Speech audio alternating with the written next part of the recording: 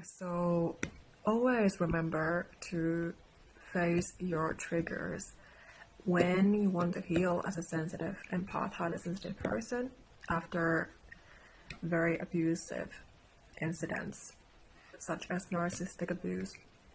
You want to be facing yourself authentically and fully so that you can actually learn how to manage your energy, to be in charge of your nervous system, because you have to be able to control your body in a sense that life becomes easier for you to handle as a sensitive person, so that you don't always get triggered when something happens, or you don't get thrown off balance too easily.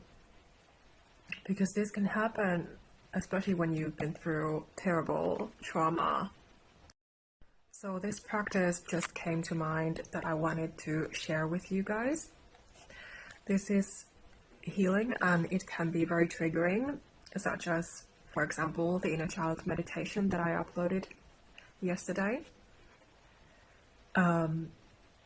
We can always be dealing with a lot of triggers naturally when we're sensitive, and we have deep feelings, emotions, and experiences in life. And if we are digging deep into our trauma and all of those wounds within us, but we have to be facing them so that they can go away and that we can be free from them, that we can actually have peace, that they don't bother us anymore.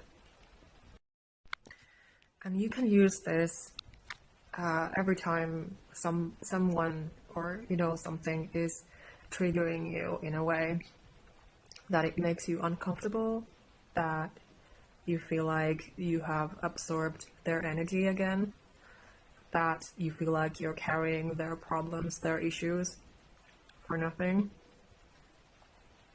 that you feel like you're off balance, in panic, in fear, in stress, that you feel unworthy, or you feel like you're lacking support. So this is a way to support yourself. This is one of powerful tools that you can use in your daily life. So first of all, I want to remind you to practice self-compassion and self-forgiveness. So don't be blaming yourself and punishing yourself over what somebody did to you, or somebody didn't hear you, or didn't seem to respect you, or whatever the issue has been. You've been in a conflict or in an argument, for example, with somebody, or they have been attacking you in any way. So always self-compassion, self-love. Remind yourself that you are worthy of normal respect, normal support, normal treatment. And you don't need to be putting up with disrespect. Because if you are a trauma victim, a narcissistic abuse survivor, and you're getting through this and you want to heal and move on, it is crucial that you learn how to practice self-compassion and self-forgiveness for your mistakes and everything that you've gone through. Because, so many issues and feelings and emotions and thoughts can be coming up. And it's important that you don't blame yourself, that you don't carry that energy within yourself, because it's still within you if you keep on blaming yourself or feeling negatively about these things that you had no control over, because you could not control that abusive person. It's not your problem. It's not your responsibility to be, healing them and fixing them and all of that. And you also learn how to be more in touch with your empathetic gifts that are naturally within you, but you have always been giving them to others. So this is the turning point when you have to be learning to give that support to yourself if you want to heal and move on. Because there can be these blocks within you because of this trauma. And they don't allow you to move on. They don't allow you to heal unless you confront them. And that is, of course, the purpose of coaching and therapy, that you would be confronting all of those issues and then seeing them and feeling them from a really completely new angle that is more healthy. So now I will be guiding you through this exercise. So you want to be calming yourself down, taking deep breaths, that you're not in panic. So calm yourself down as much as possible. This practice, when you do it, when it's really healing you, you're going to be noticing that this is very healing, very cleansing. So it's going to be calming you down anyway. But anyway, so you want to always take deep breaths, ground yourself with those breaths to be still, be in stillness, be in peace.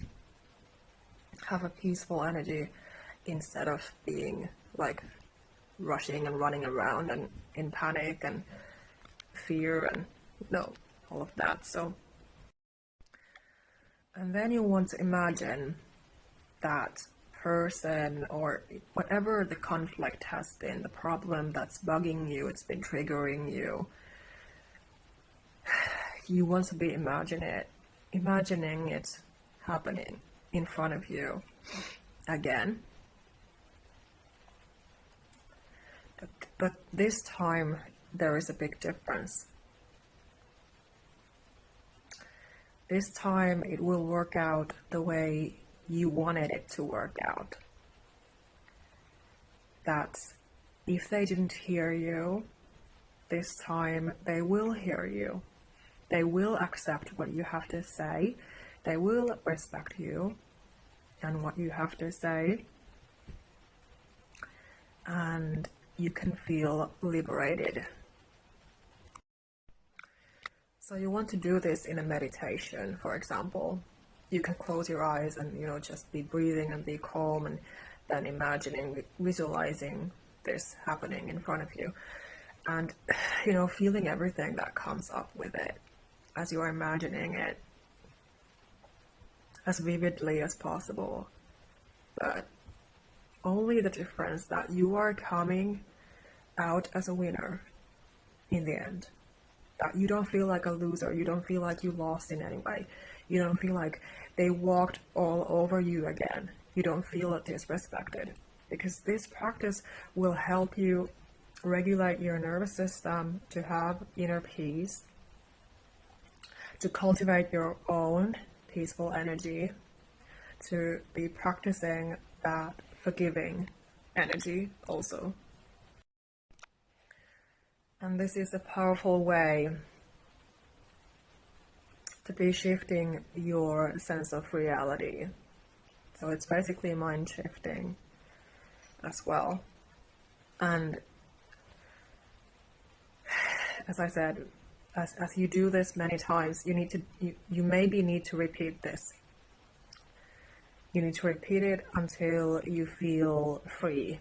You feel peaceful. You feel that you can let go of that whole thing.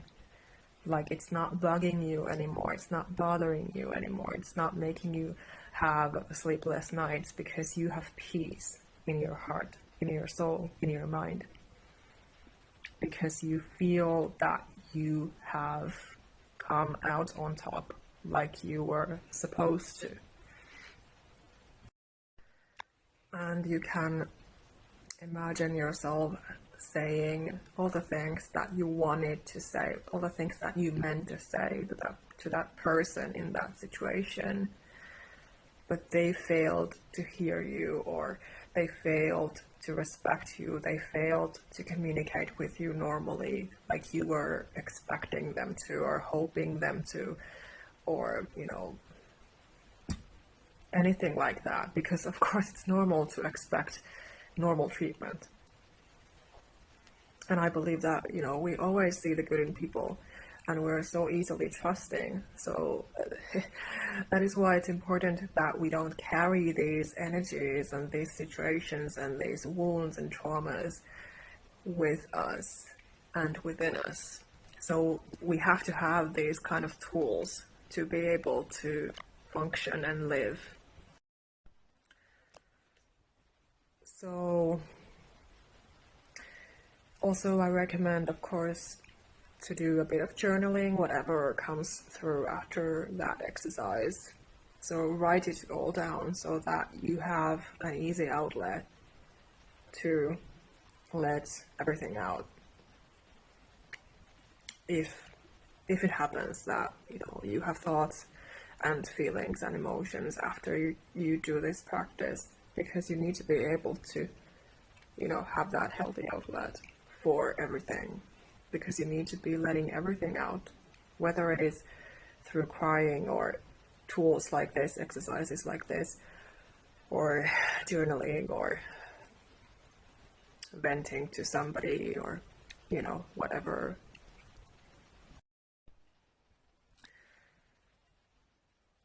And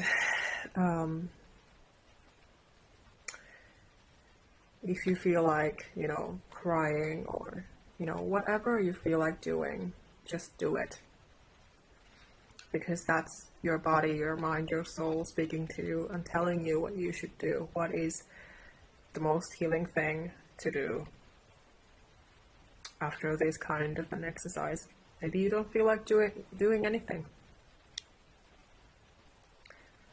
or maybe you're just tired, but as long as you're honoring your own sensitive experiences and feelings and emotions and thoughts and intuitive gifts, because we so easily sense when something is low vibrational and it's uncomfortable. And if you need more help and support, grab my self-help book, book my free consultation with me if you want to chat with me for free, if you're interested in working with me one-on-one, or you can just book an hourly call with me as well. That is completely fine. I would be happy to chat with you and connect with you and to be able to help you recover from your trauma and these kind of terrible experiences, as I am also a fellow survivor and also gone through these similar issues, many issues in my life: domestic violence, narcissistic abuse and bullying, and sexual harassment. And I'm here to help, and thank you for supporting my channel. And also I want to add that this kind of a practice, exercise, tool will help you uncover, unpack all of that trauma and find the root cause within. Because these things, especially when they have happened to us, when we have been sensitive children, deeply intuitive, vulnerable children, open to abuse. So we have not known any better, and that has become our normal life. And then later we can realize that it was never normal, and it is normal to be realizing that, of course, but it can take a lot of time and effort and inner work. And so I want to remind you, so this kind of an exercise helps you to take your focus off from that situation or person that has been hurting you, and to put the focus back to yourself where it belongs. We're not supposed to be dwelling in these negative energies that are from others, not from ourselves. And it is important to recognize your own value and worth as a person, as a being, and what you're here to do, what you want to accomplish with your life, what is your mission, what is your purpose. And you cannot be doing those things if your trauma is still blocking you. So This will also, like I said, this exercise will help you uncover those issues. And as you're doing that practice, especially if you do it in a meditation, you take some time, maybe you do it for an hour or even 2, or whatever feels good to you. Let your inner being guide you when you do this. So you need to be letting it all out, what you need to let out, and you can be digging deep and discovering the issues and the messages behind all of your feelings and all of your wounds and traumas that are coming up when you're doing this exercise, because they want your attention. And you're also healing your inner child in this process. And one of the things that just came to my mind, because I have had this huge wound within myself, because I have not been heard enough in my life, and especially when I have been a child. And so then I noticed that I was fighting for more attention and to be heard and respected normally,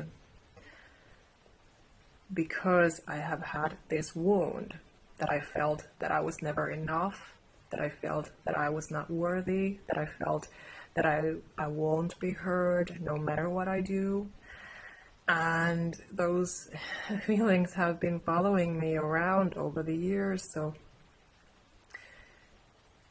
it is it has been a time to come to a close